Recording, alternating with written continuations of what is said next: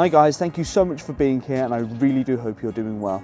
Today I'm going to show you how to build one of these, a Tree-Pee. I know, inventive name, right? What I wanted to do is have a way to configure a tarp so that I could have, on a day camp essentially, shelter from the rain if it rained at any moment, especially given we're in winter here in the UK. It could rain any second. I'm just looking up and I've had sunlight hitting me 1 second, but there's a big cloud over there, so I could have rain at any moment. So I want protection from the rain while I'm out on a day camp.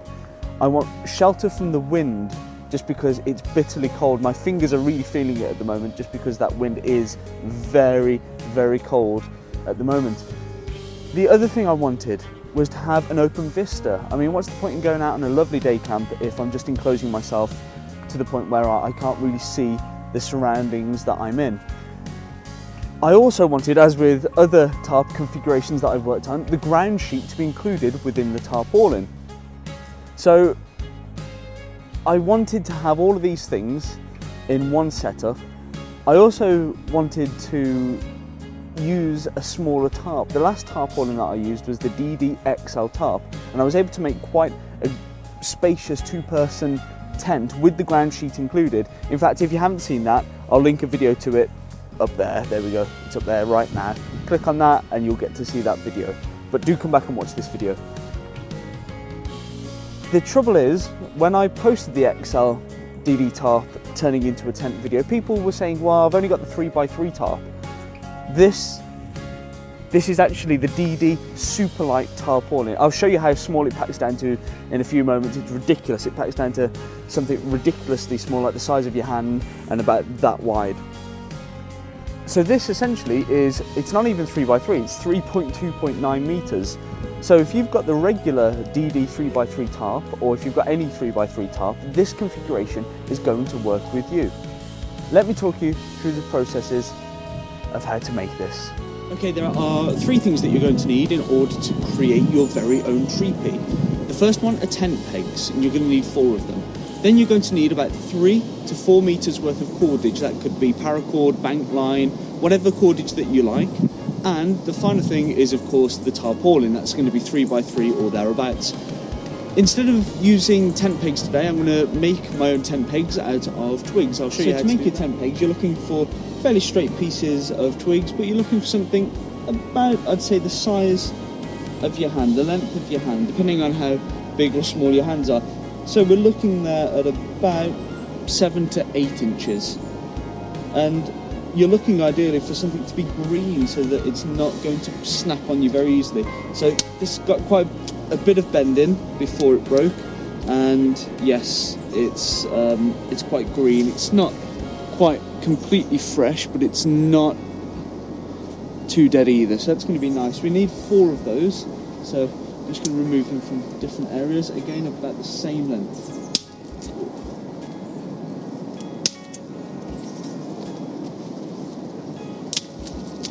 Okay, so we have here the precursor to our tent peg, and it's one of the great things about human beings is that we can see raw materials like this, and we can imagine the tools that we can make from it. We can see a piece of log and we can make a spoon in our mind from that and make that a reality. See the tent peg here? We're going to make a point by sharpening this edge, and then we're going to make a notch up here to catch the attachment point. Or if you were using cordage to attach your tarp to, the cordage would be caught in there. So we'll do that right now. First of all, the point. Sorry, I just realised that I'm not on camera there. Oh, came across a little knot there. So we have our point that's going to go into the ground, and up here on this side we're going to cut a notch. And the easiest way to cut a notch is to simply, first of all, make an indentation about 1/3 of the way down into the wood by just simply pressing, and you want to be at right angles to the wood. So you're just going to press down halfway, and then coming up, there's the notch there. We're going to just go up towards that notch with the knife until it reaches that cutaway point, and it will create that little notch there. I'm going to go a bit deeper there, only slightly. So again, down to that notch. I need to just cut that bit there. and what you're left with is a notch in the piece of wood where the cordage or the attachment points are going to catch onto. That's our tent peg. If you're using this long term, you could chamfer the edges on the top here just to stop them fraying and splitting, but this is a one-time use for me today, so I'm not going to really bother about that. I'm going to make 3 more of those, and then we're going to get to erecting the tree. Okay guys, that's the tent pegs done, so I'll drop them down there for now. The other great thing about using natural items for tent pegs is that they are biodegradable. You can just push them into the ground and nature will sort them out. You'll give some nutrients back to the soil.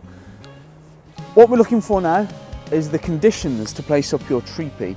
Ideally what you want is a tree at 45 degrees or up to about 60 degrees, and or a vertical tree with a branch that's coming out on an angle, or even parallel to it at 90 degrees. Because you want the cordage, once it's attached to the top point of the tree-pee, to not slip down, to be held in place and be able to be tightened without it slipping down the tree.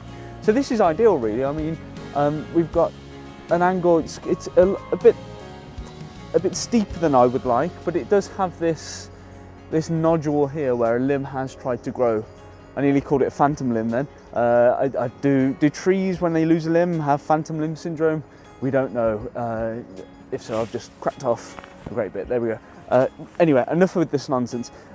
What we need to do now is get the tarp out and attach it up here with something called a taut-line hitch.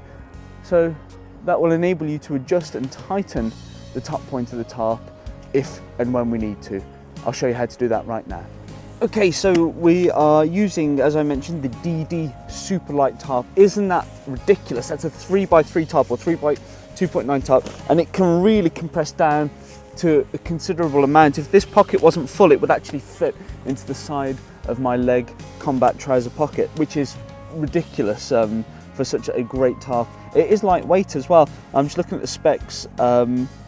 It's 460 grams, which is, again, ridiculously light. It fits in your day pack and it's ready to go, which is the reason why I wanted to play around with a setup for essentially the tree-pee, but before I realised it was going to be called the tree-pee or what it was.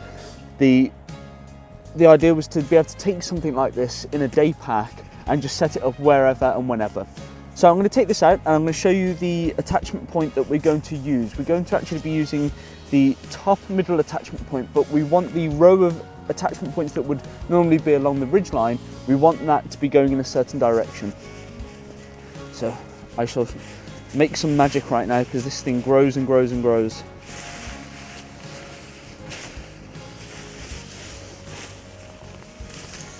So the first thing you want to do is make the outside on the outside and the inside along the floor, or against the floor should I say. And we also need our cordage, which I have here, and we're going to attach the cordage in a specific way. We're going to make a figure of 8 knot. I think I already have a figure of 8 knot already in this piece of cordage. Let me just bring it to the camera and show you. So essentially I have taken and made a loop. You do that just by making a loop in the end of some rope and folding it under and pulling it through itself, and if you pull that tight you end up with this kind of loop here.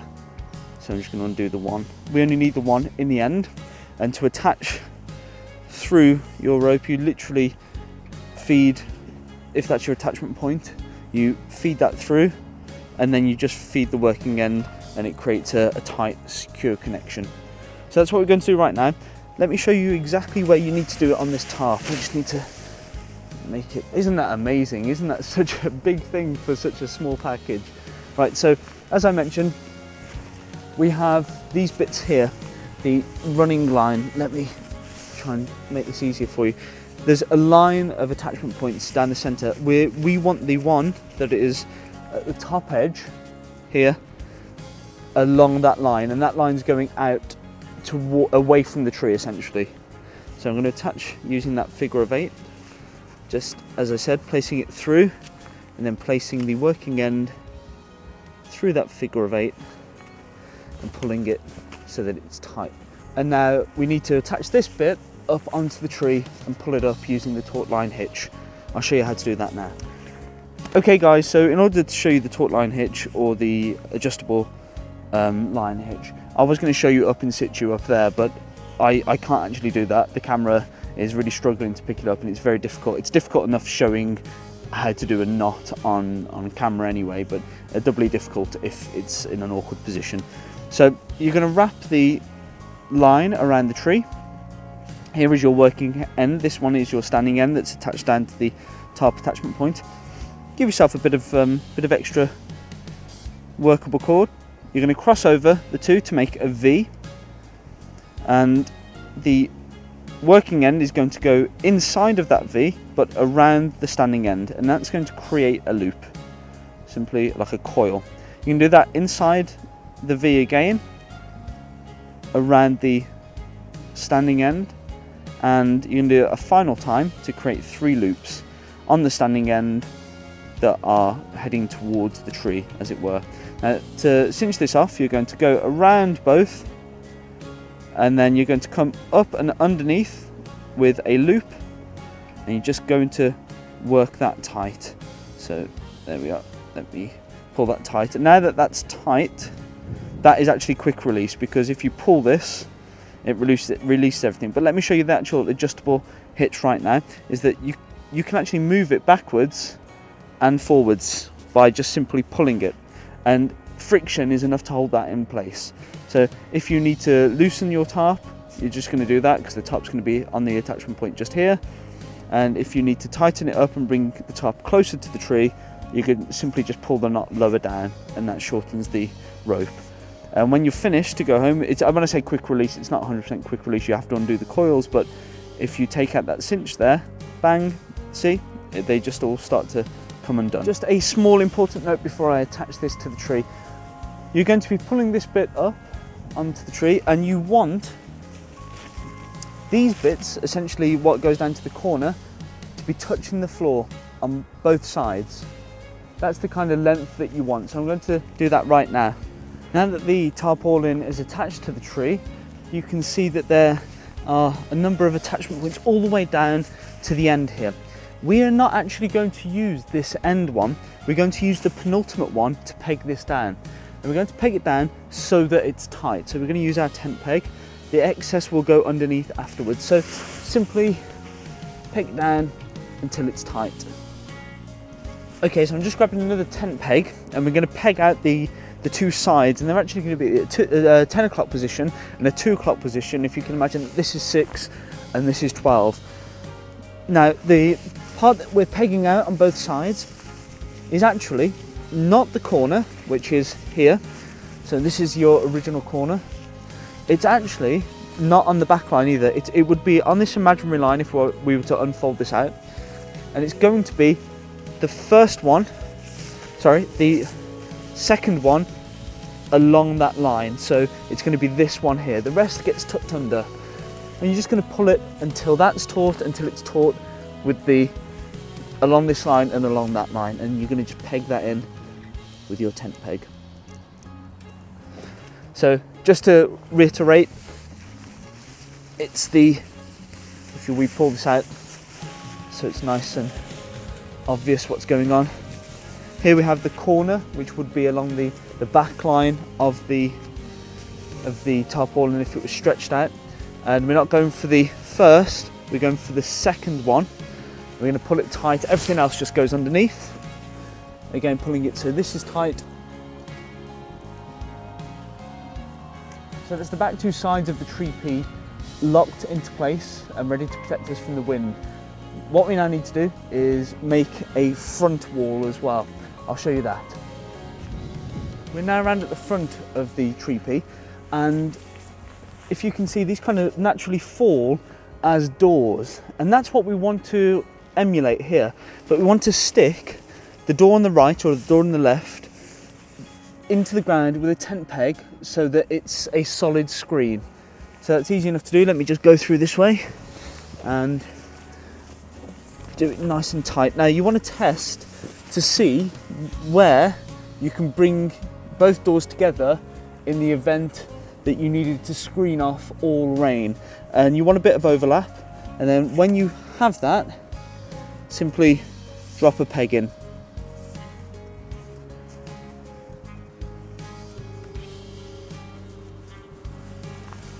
Okay, so one cool thing I want to talk to you about before I show you the inside of the Tree-Pee and the great benefits of it is the extra amount of cordage here. Why is it so long? It's because we're going to go underneath this attachment point and tie it back off up here in order to give us a bit of extra lift and a bit more internal space into the Tree-Pee. So you wrap it underneath the attachment point and pull it so that it's pulling it outwards, and you're going to then wrap it. There's two choices. If you've got enough, you can wrap it within the loop of your quick release for your adjustable hitch, or you can just wrap it through your attachment point there and pull it so that it's nice and tight. There we go, I'm losing a bit of lift there. And then once you're there, tie it off in your favorite method. I'm just going to use a simple knot here. I am here, it's just a knot here. I know, terrible joke. So I'm just using a little cinch there, and I'm going to put another one in for good luck. It's made it nice and tight and it's pulled it out somewhat. Let me show you the inside of the Tree-Pee and why it's so cool. Okay, so this is the open side of the Tree-Pee, the bit that's not pegged down. You can have it as an open vista so you can actually see out from the Tree-Pee, but you need a twig and you need to attach it through there like so, nice and easy, and then attach it through the attachment point over here. Simply a case of feeding that twig through, and then you have a door that's not going to close on you. That opens up the Tree-Pee. Let's show you inside. Okay, I've gone handheld in order to show you around the Tree-Pee. If we go inside, you can see that the ground sheet is actually quite considerable. It covers quite a lot of the floor space inside. You do have a bit where it's not covered, but that's fine. It means that the rain isn't going to come in on there. So I'm going to sit down inside. I am now currently sat up inside of the Tree-Pee. I mean, look at that vista. There's my camera tripod, apologies for that, but I get quite a good view. There's my bag hanging up as well. You just get a tour of all of my things. That is the vista before we come to the side. I mean, it's quite a large outlook, and if it started to rain right now, no problem, because we can actually close up the door. Let me show you that function. So essentially, if it started raining right now, I would remove this twig, go inside the Tree-Pee and close off this area, which essentially is the door. So I'm going to do that now. Please excuse me while I do this. Ooh. Getting old. So you're sitting down inside the Tree-Pee, nice and easy. Here's the door, it's flapping around a bit.